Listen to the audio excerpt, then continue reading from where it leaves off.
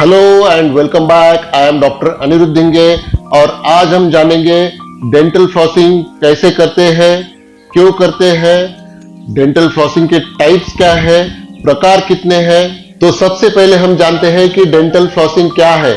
Dental flossing एक important oral hygiene procedure है जो कि दांतों के बीच की सफाई के लिए किया जाता है। तो एग्जैक्टली ये डेंटल फ्लॉसिंग क्या है, किस तरह दिखता है, किस तरह रहता है। तो जो ये डेंटल फ्लॉस है वो एक थ्रेड रहता है। ये जो डेंटल फ्लॉस है इसके कई सारे प्रकार है, कई सारे टाइप्स है। ये वीडियो में आगे आगे आपको बताऊंगा। सबसे पहले हम डिस्कस करते हैं कि डेंटल फ्लॉसिंग कैसे करते हैं। डेंटल फ्लॉसिंग करने का टेक्निक क्या है। तो डेंटल फ्लॉसिंग के टेक्निक को हम 6 पार्ट्स में डिवाइड कर सकते हैं।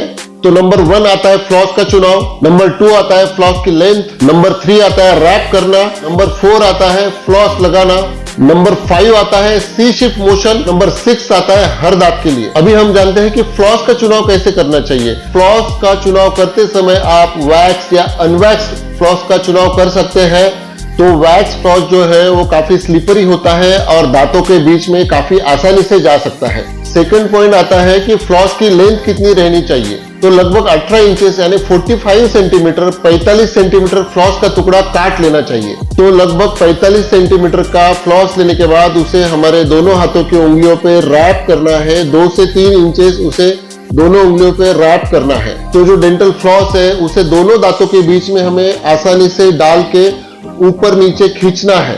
अब सी शेप मोशन क्या है। हम जो फ्लॉस ले रहे हैं और दांतों के बीच में डाल रहे हैं तो उसे आगे और पीछे से लेके सी शेप में कर्व करें और उसे घुमाएं। तो सी शेप मोशन में फ्लॉस को हमें ऊपर से नीचे तक घुमाना है और जो हमारे दांत है उसे इंटैक्ट रख के दांतों को लैटरल प्रेशर देके उसे टू एंड फ्रो घुमाना है और ऊपर और नीचे घुमाना है। याद रखें कि फ्लॉस ज्यादा गम के अंदर ना जाए ताकि गम डैमेज हो या गम को कोई इंजरी हो। तो गम के लगभग पास ले जाके फिर से ऊपर ले जाए और फिर से गम तक ले जाए। यही प्रोसीजर आपको हर दांत के लिए दोहरानी है। हर दांत के लिए फ्लॉस दोनों दांत के बीच में डाल के सी शेप में रख के दोनों साइड से उसे ऊपर नीचे तक घुमाना है। अब हम बात करेंगे टाइप्स ऑफ फ्लॉस। फ्लॉस के कितने प्रकार है।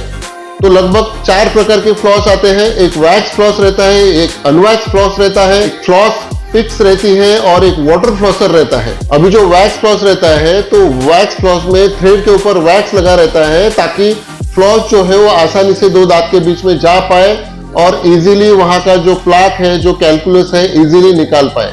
अनवैक्स फ्लॉस जो है वो थोड़ा पतला थ्रेड रहता है और इजीली स्लिप हो सकता है। अब फ्लॉस पिक्स क्या है। फ्लॉस पिक्स एक छोटा सा टूल है, छोटा सा इंस्ट्रूमेंट है जिसमें एक धागे की तरह फ्लॉस लगा रहता है और इसे दोनों दांतों के बीच में डालना काफी आसान रहता है। अब वाटर फ्लॉसर क्या है। वाटर फ्लॉसर जो है वो जेट का इस्तेमाल करके हाई प्रेशर पे पानी स्प्रे होता है जो कि दांतों के बीच का प्लाक और कैलकुलस करने में मदद करता है। पर जो ट्रेडिशनल फ्लॉसर है उसका सब्स्टिट्यूट वाटर फ्लॉसर कभी नहीं हो सकता है। तो ट्रेडिशनल फ्लॉसर सबसे जेन्युइन और सबसे अच्छा है। छोटी मोटी चीजों के लिए आप वाटर फ्लॉसर भी यूज कर सकते हैं। अब सबसे मेन बात, फ्लॉसर के फायदे क्या है, फ्लॉसिंग करना क्यों है। तो सबसे पहला फायदा है प्लाक रिमूवल, गम हेल्थ, ओवरऑल ओरल हेल्थ और फ्रेश ब्रीदिंग। तो फ्लॉसिंग करने से दो दांतों के बीच में जो प्लाक फंसा हुआ है वो निकलता है और वहां पे जो बैक्टीरियल अटैक है वो थम जाता है, स्टॉप हो जाता है और उसी के कारण हमारी डेंटल हाइजीन, ओरल हाइजीन अच्छी रहती है। फ्लॉसिंग की वजह से गम की हेल्थ, मसूड़ों की हेल्थ काफी अच्छी रहती है। और जैसे कि गम्स के जो डिसीज रहते हैं, गम इन्फ्लेमेशन या जिंजाइटिस, जनरलाइज जिंजाइटिस या दांतों से खून निकलना, पायरिया होना, इससे बचने में हमें मदद मिलती है। फ्लॉसिंग की वजह से हमें फ्रेश ब्रीथ मिलती है, यानी दो दांतों के बीच में जो खाना फंसा हुआ है वो वहां पे सड़ने की वजह से वहां पे जो बदबू शुरू होती है, जब हम फ्लॉस करते हैं और अटका हुआ फंसा हुआ खाना निकलता है उसकी वजह से वहां की बदबू कम हो जाती है और हमें फ्रेश ब्रीथ मिलती है। तो फ्लॉसिंग की वजह से ओवरऑल गम की हेल्थ, टीथ की हेल्थ अच्छी रहती है। अब क्या फ्लॉसिंग के कुछ नुकसान भी है।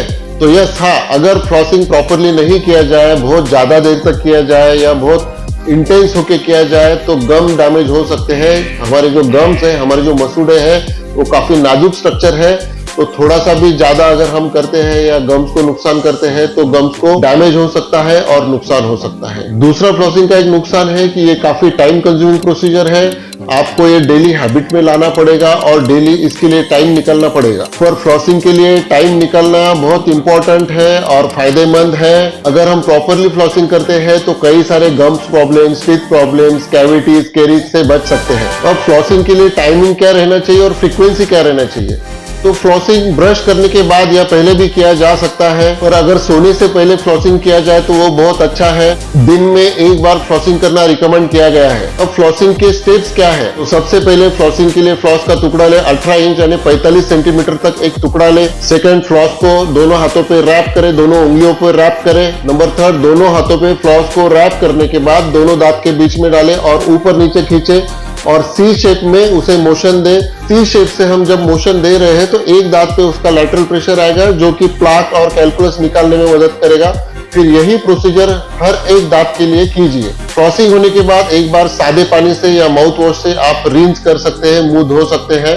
तो फ्लॉसिंग करने के बाद मुंह धोने की वजह से जो प्लाक वहां पे फंसा हुआ है वो वहां से निकल जाएगा। तो मैं आशा करता हूं कि आपको फ्लॉसिंग कैसे करते हैं ये अभी समझा होगा।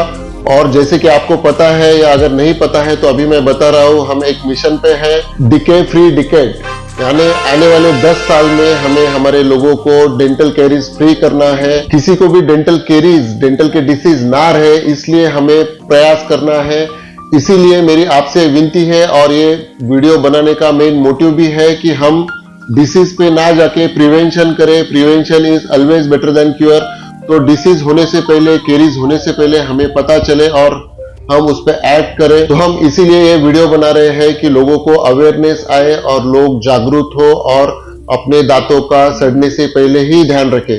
इसीलिए अगर आपने ये वीडियो देखा है तो आप अपने एटलीस्ट 10 दोस्तों को या 10 किसी भी पहचान के लोगों को जिनके लिए आपको लगता है कि उनकी ओरल हेल्थ अच्छी रहे, उन्हें ये फॉरवर्ड कर सकते हैं, उनके साथ ये शेयर कर सकते हैं। और ऐसे ही प्रिवेंशन के लिए मैंने कुछ वीडियो बनाए हैं, जैसे कि दांतों की केयर कैसे करनी चाहिए, माउथ वॉश कैसे करना चाहिए, उसके टाइप्स, माउथ वॉश कब करना चाहिए।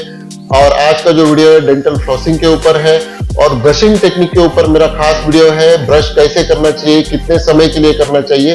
तो ये 3-4 वीडियो है जो मैं चाहूंगा कि हर किसी ने देखना चाहिए और आपके दांतों का केयर खुद से करना चाहिए, ना कि दांत सड़ने तक वेट करना चाहिए। और जिन्होंने हेवी अमाउंट्स पे किए, काफी दांत खराब हो चुके हैं और लाखों में उसकी कीमत चुकाई है, उनके लिए भी मैं रिक्वेस्ट करूंगा कि आपके आने वाली जनरेशन के लिए, जो आपके बच्चे हैं, आपके दोस्त हैं, जिनको अभी तक कुछ प्रॉब्लम नहीं है, उनको ये जो मेरे 3-4 वीडियोस है अवेयरनेस के लिए वो स्प्रेड करें, उनके साथ शेयर करें, ताकि उनको कभी भी डेंटल ट्रीटमेंट का जरूरत ना पड़े और हमारे जो लोग हैं वो डेंटल डिसीज फ्री हो जाए। तो अगर आपके मन में इसके लिए कुछ डाउट्स है, कुछ कंफ्यूजन है या आप और कुछ पूछना चाहते हैं तो आप मुझे कमेंट बॉक्स में पूछ सकते हैं या जो दिया गया हेल्पलाइन नंबर है उस पर आप इंक्वायरी कर सकते हैं, कॉल कर सकते हैं।